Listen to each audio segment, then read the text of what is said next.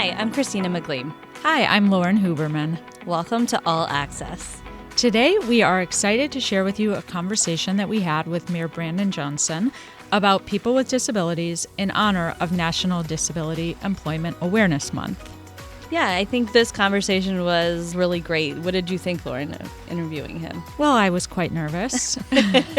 Yeah, that's for sure. But it was great. It was really fun to learn more about him and some personal things about how he grew up here in the city of Chicago and how that really impacted his career. Yes, and he comes from a very large family. He's one of 10 children. He talked about some of the principles that his parents instilled in him and how he even used the skills he learned growing up to navigate, different careers that he's had in the classroom, obviously being mayor, being able to work together and collaborate with all kinds of people. Yeah. Speaking of collaboration, his sign name definitely came up, and he talked about what that meant for the deaf community to give him an American Sign Language name. Yeah, he brought up a lot of other interesting themes and takeaways. Obviously, collaboration is one that we discussed. But also, I think, really looking through the lens of people with different experiences and perspectives, which is something that, of course, we want to highlight through National Disability Employment Awareness Month. Yeah. I mean, our MOPD Career Center was started with the fact that we know that people with disabilities are underemployed compared to individuals without disabilities. Their stats from 2022 from the Department of Labor state that 20% of individuals with disabilities are employed compared to 65% of individuals without disabilities. So that is a really, strong stat right there. It's great to see how our MOPD Career Center is making an impact to help support people with disabilities to find employment. And great to hear how, Mayor Johnson has encouraged the business community to work with us. And you'll hear that in this podcast. Mm-hmm. Yeah, and something else that we talk about within our department is that most accommodations, when employing somebody with a disability who requests accommodation, most of those are a one-time cost of $500 or less to the employer. So I think that's a really powerful statistic and just showing that it is not difficult to employ somebody with a disability, and it is not super costly in a lot of cases. The other thing that we wanted to highlight with National Disability Employment Awareness Month is that there are many advantages to employing people with disabilities. But I think the thing that, Christina, that you and I have talked about a lot is that employees with disabilities approach problem solving with creativity, innovation, and they bring different perspectives to solving problems. And I think for the two of us, as we've talked about, that's really valuable to the employer as well as other employees. All right, so we don't want to give everything away, Lauren. Sorry. So let's everybody listen to our conversation with Mayor Johnson.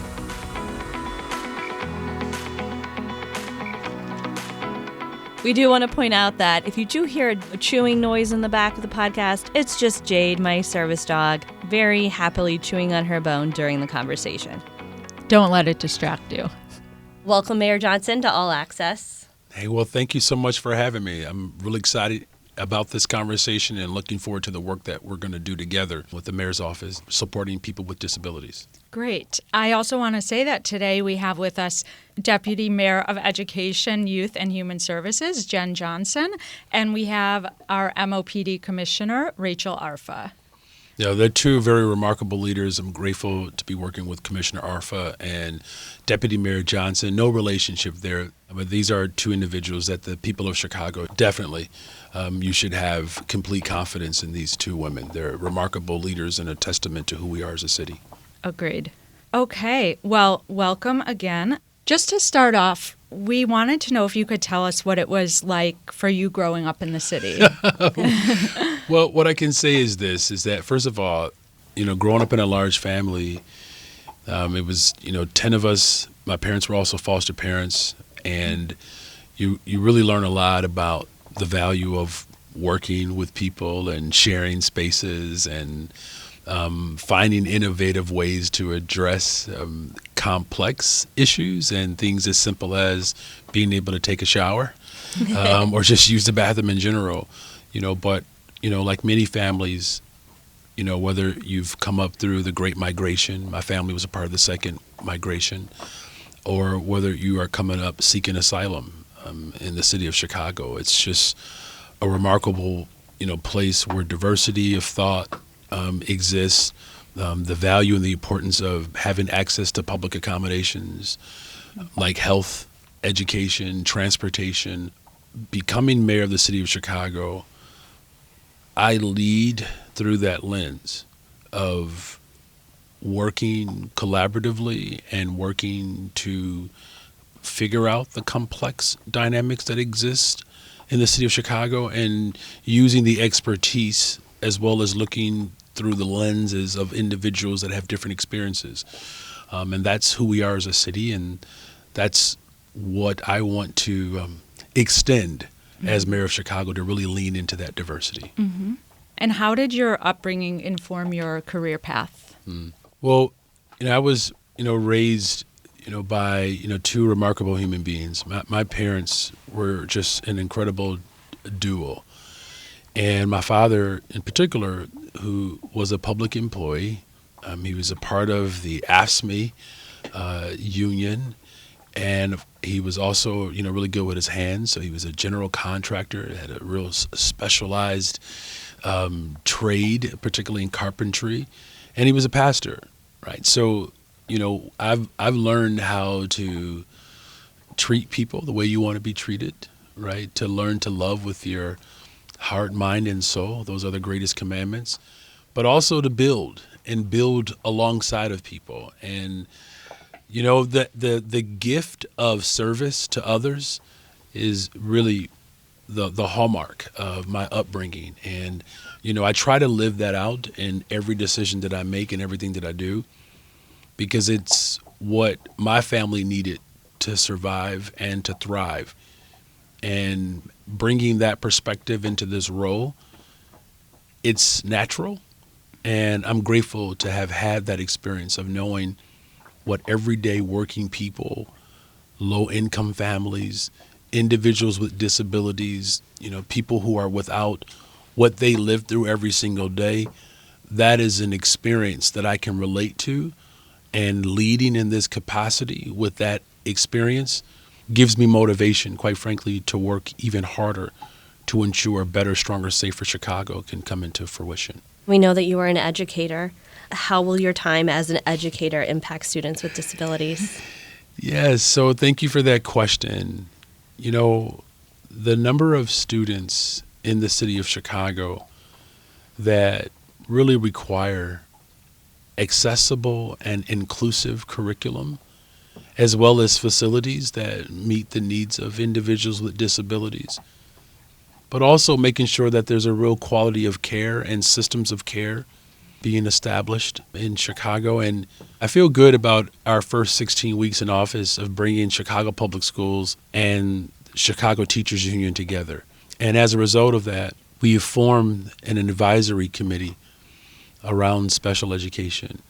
We're also in the process of identifying a new chief for diverse learners and support services, and making sure that we are really integrating a more holistic approach to how we educate young people.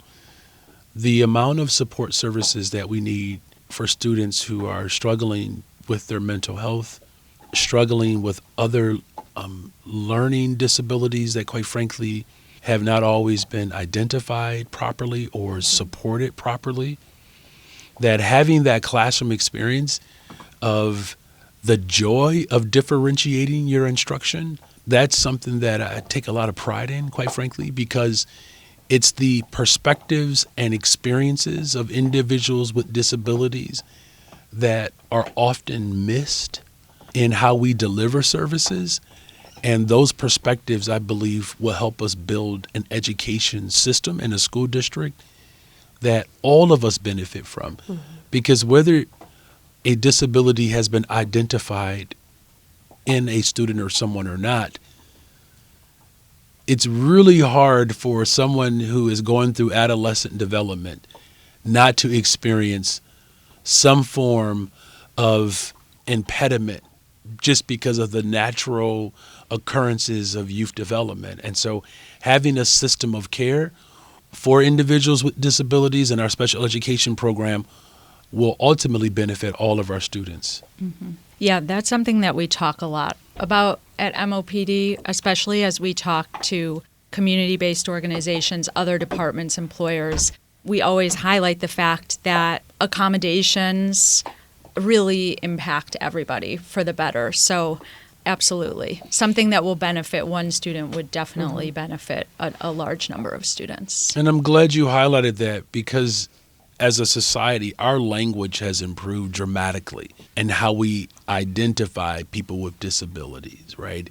And getting the language right actually allows for not just better accessibility, but inclusivity. And that's really what it's about for me as well, accessible and inclusive. The superpowers and the talents that exist within our communities that we can, for lack of a better word, we can socialize it in a way where it's not isolated, where because this is a special program for individuals with these disabilities, that somehow that program cannot relate or translate or include individuals who may not have identified as someone with a disability. However, the differentiation or the accommodation can benefit the entire classroom environment, because quite frankly, what I can tell you is this: the more inclusive and the more accessible we are, particularly within our education system, it actually allows us to not just manage the classroom better, but it prepares young people to be better residents outside of the classroom. So when they go into their particular profession or into their community, those type of accommodations, children are being raised with that expectation. And it's a remarkable opportunity for us as a society to prepare global residents to be far more reflective and accommodating for the world that we're ultimately are inheriting. Yeah. Speaking about language, we know that your American Sign Language name is Mayor Collaboration. We'd love to hear what that means to you. Okay, so I've had a number of special moments in these first 16 weeks, but this by far means the most to me in these first 16 weeks. To be seen as mayor collaborator, where language has been formed around how my office is characterized in the spirit in which we want to be characterized, it will always remain as the hallmark of my administration for how many ever years I'm gifted to be in this position, because it really does reflect the core values of my administration.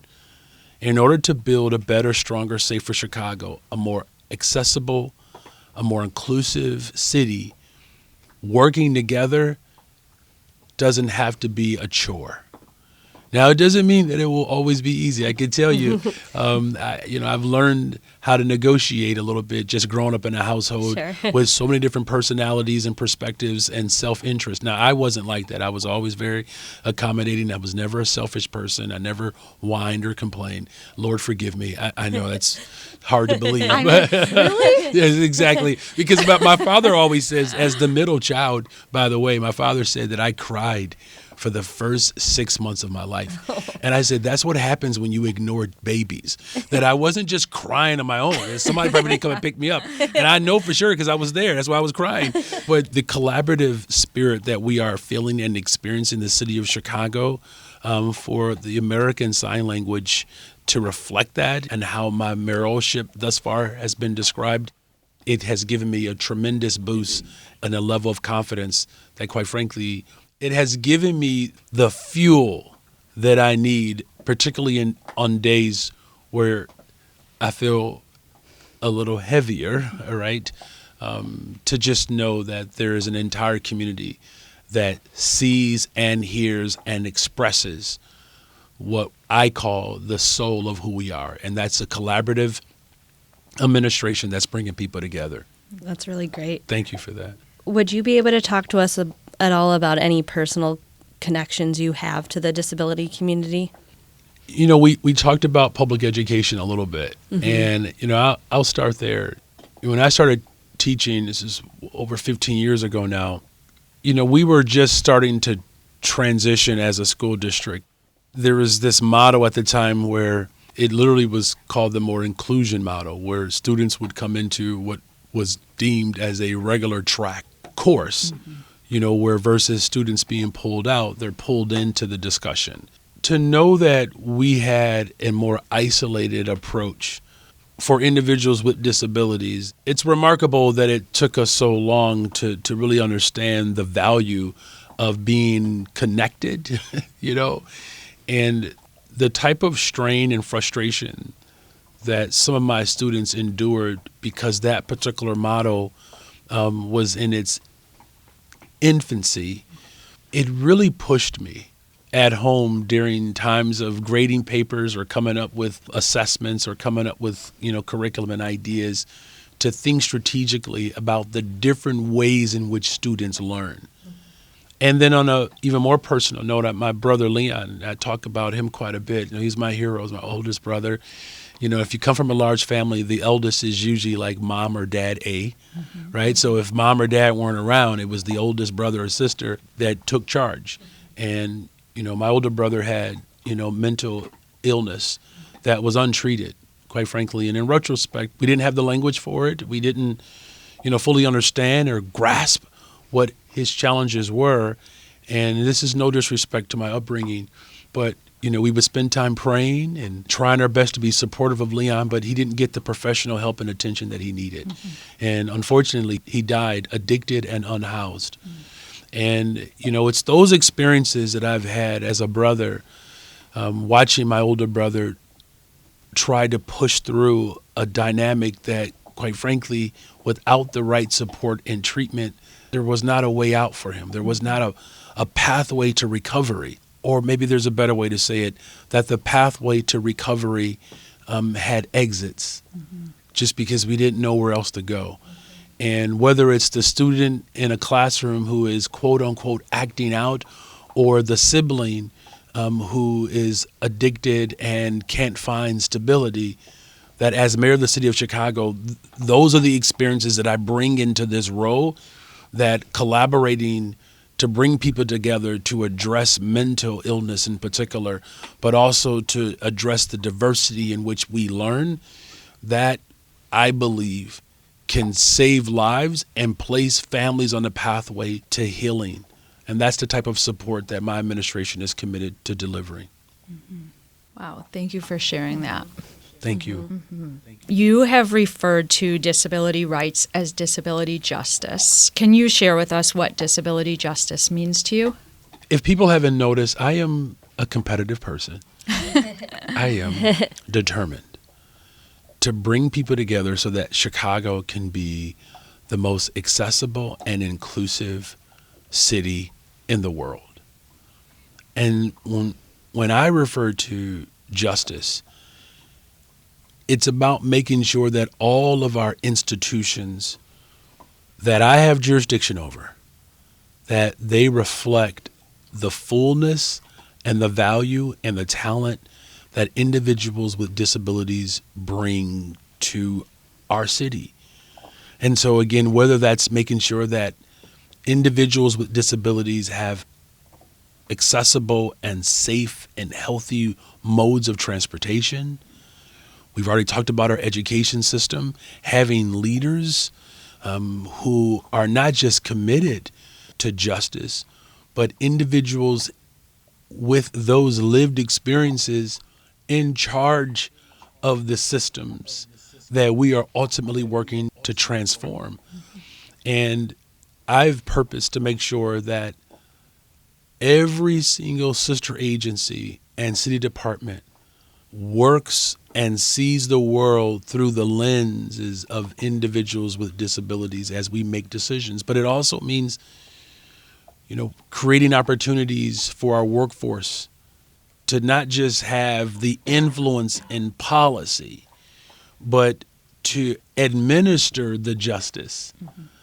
That type of equity and presentation is critical for me, because the greatest value that I believe we bring to government is everyone seeing themselves reflected in government, to be reflected in government. And justice, to me, it is the idea that molds and shapes my heart.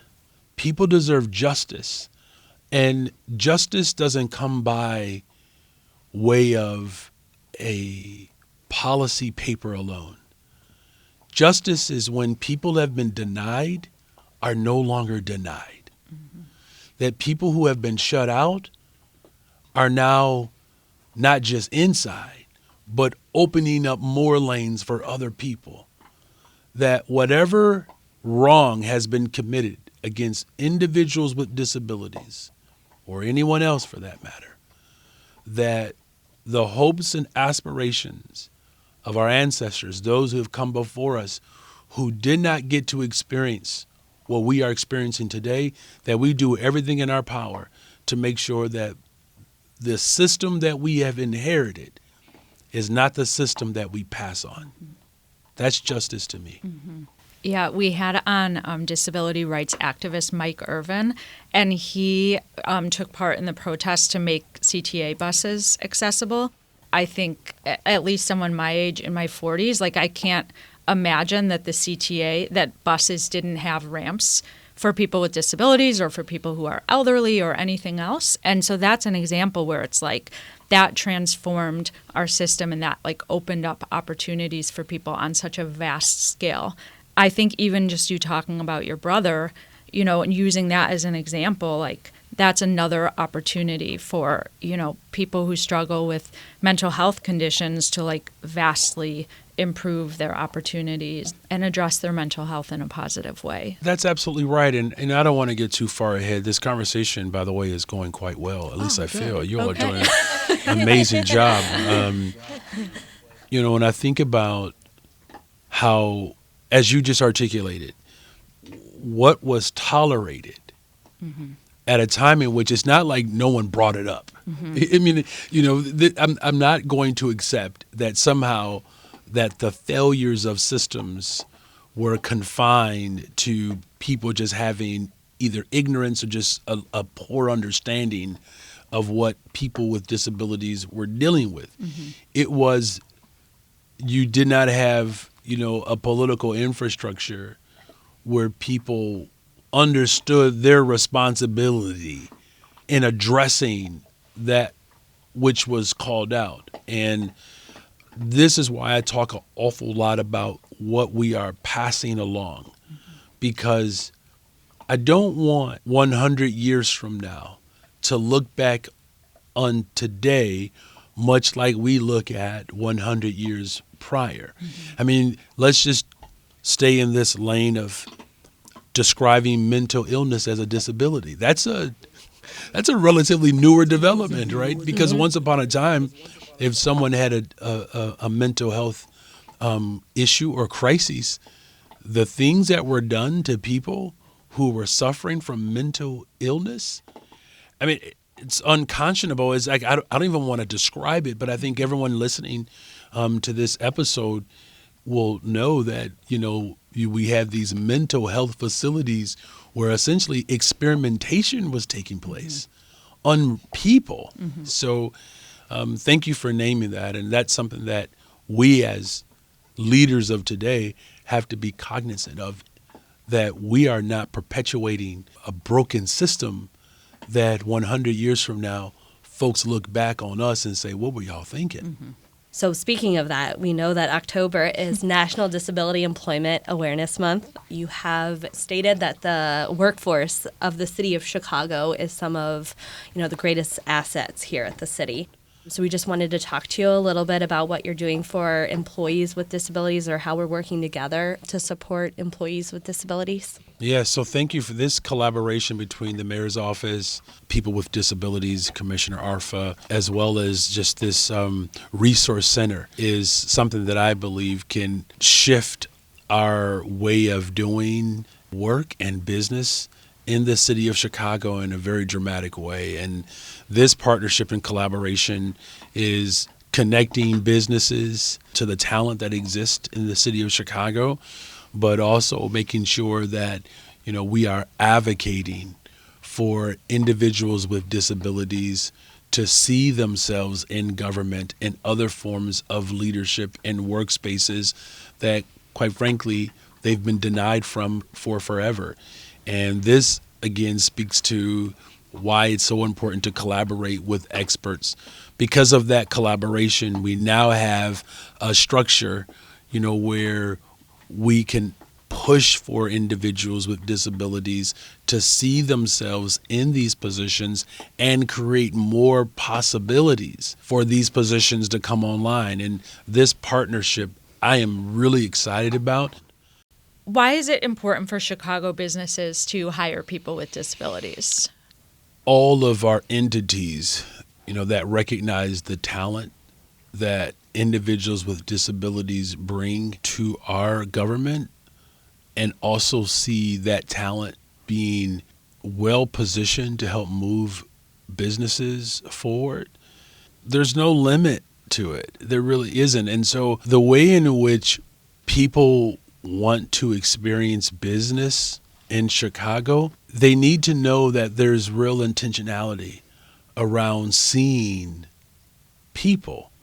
People with disabilities are such a major part of our society. The number of people who are working through their mental health, the number of people who do have, physical restraints that make it harder to move around, whether it's getting on a bus or getting on a train or coming to City Hall. I mean, all of these older structures have not shifted our focus in a way that opens up opportunity for all people. And businesses have a real opportunity here to take real inventory of not just the workforce talent that individuals with disabilities possess, but the lens in which they see the world, those perspectives.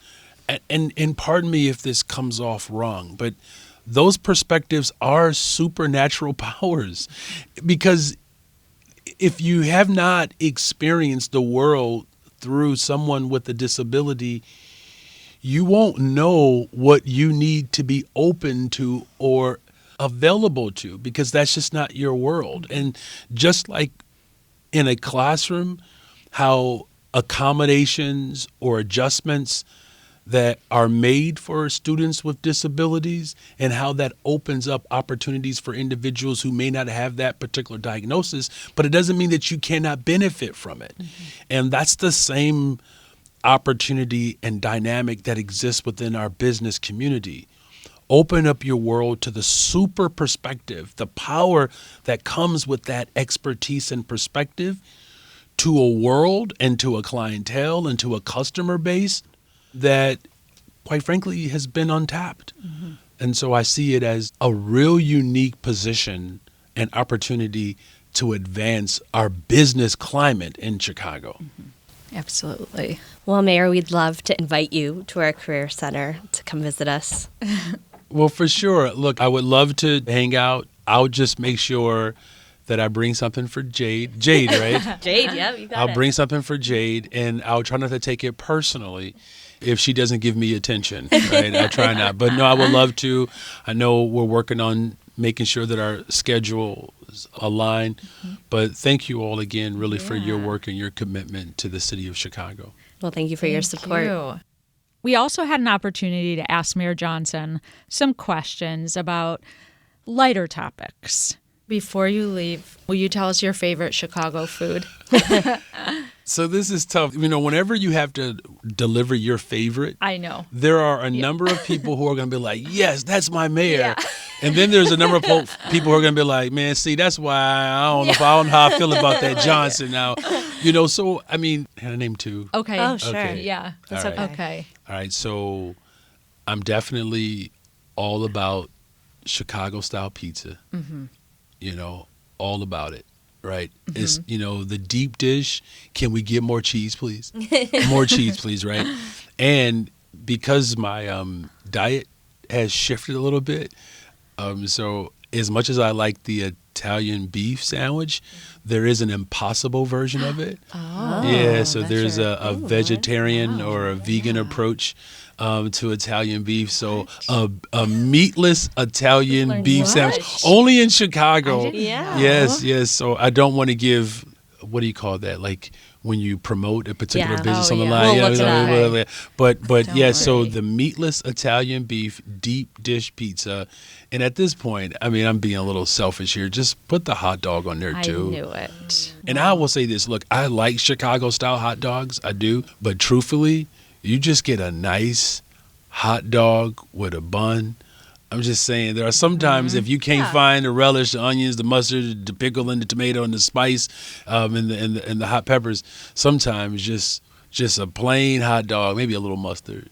Yeah. You just go for it. Yeah. Keep it simple. Yeah. Okay, can I ask you one other question? Oh, okay. Well, I want to ask. Okay, and Christina's going to Okay, ask so two another other questions. I Okay. mean, I don't want people to get sad. No, this is going to be sad. Oh, I like okay. to ask sad questions sometimes. No. Okay, well, actually, we didn't Okay. even ask that other question, but that's okay. Oh, yeah, you're right. What's Okay. the other question? Now I'm curious. Well, I want to know what you want to be when you grow up. Yeah.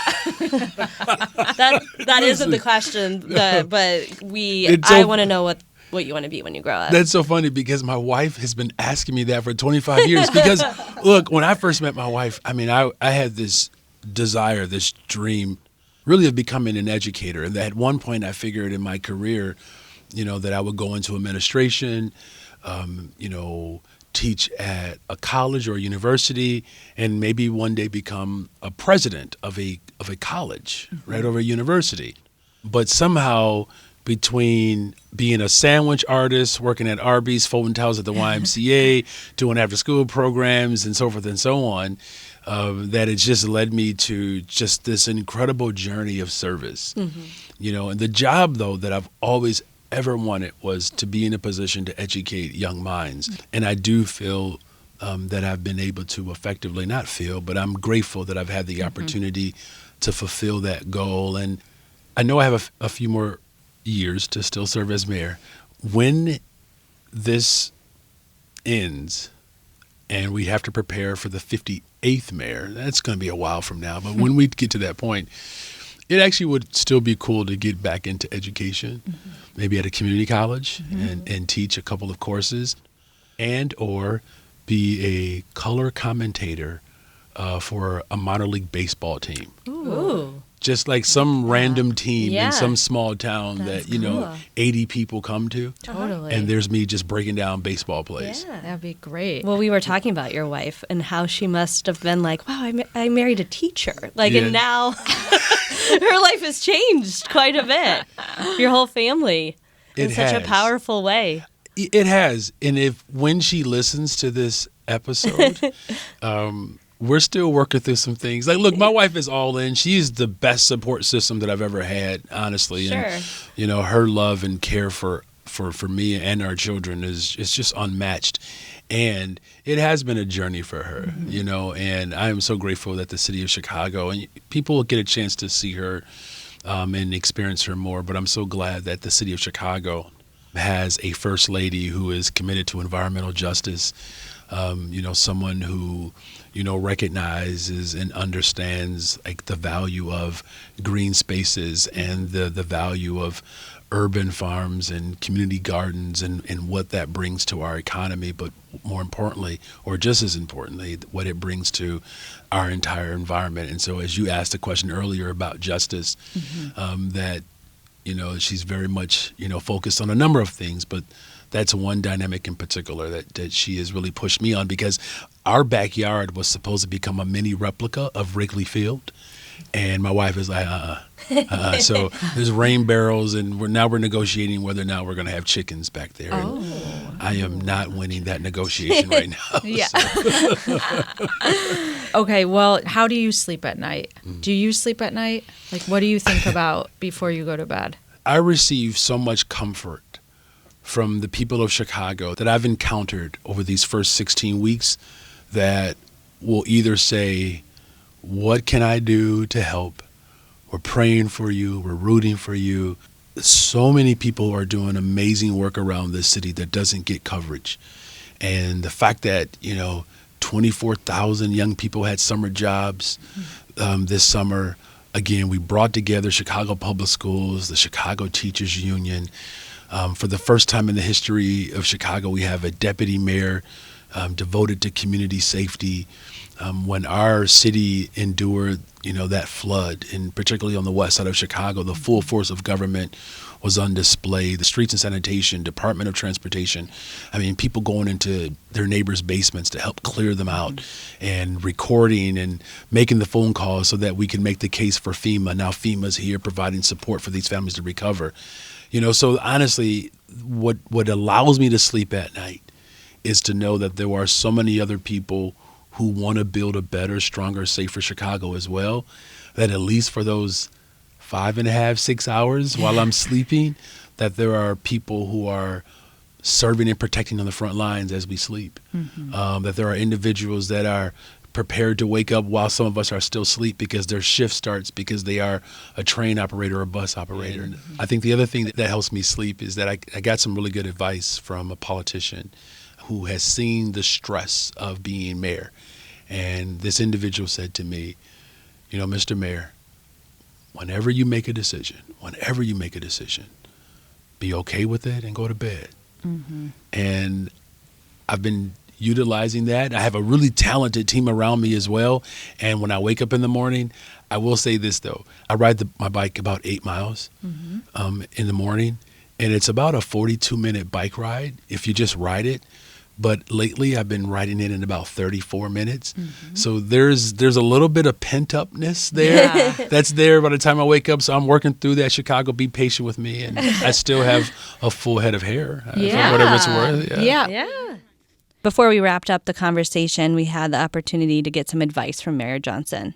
We do like to ask our guests what they would recommend our young people or individuals looking to go into city government. What would you recommend that they do? Or how do they get started? I believe that volunteerism is something that we have to restore in Chicago. I know there are a number of young people who do, roll their sleeves up and they're knocking on doors and they're collecting signatures for petitions for various causes, that they're participating in their, whether it's within their faith community, or, within, public spaces. But what I will say is that whatever that thing is for you, that you are just charged by, be willing to volunteer and learn as much as you possibly can. I believe that the gift and the art of service is something that has long-term impact on an individual's development and growth and the people that they're ultimately serving or the particular issue that they're advocating for. Now, I'm not saying that we shouldn't work hard to find stipends for young people, because there are a lot of young people who want to do good work and they need an opportunity to be able to help take care of their various responsibilities. So that's not lost on me. And there is some value in the motivation that comes with showing up somewhere every day that no one is either forcing you to, or you're not wedded to a clock or a check. That there's tremendous value in that. And that's how I got my start, quite frankly, just showing up and being available and learning from our elders. I know it's sometimes difficult, to hear the perspectives of those who have been there before. But that type of wisdom, you will appreciate it. I promise you, you will appreciate it in the days, the months, and the years to come. So volunteers, show up, give of yourself for the very causes that you believe in, and I'm confident that it will create a pathway that allows you to continue to grow and develop, especially when things get tough. Because sometimes even the things that we're passionate about and our brilliance and our superpowers are available to that dynamic, that paychecks are not always the thing that's going to keep you going. So find that, and I'm confident that it's going to lead to, an incredible future and a fulfilled future.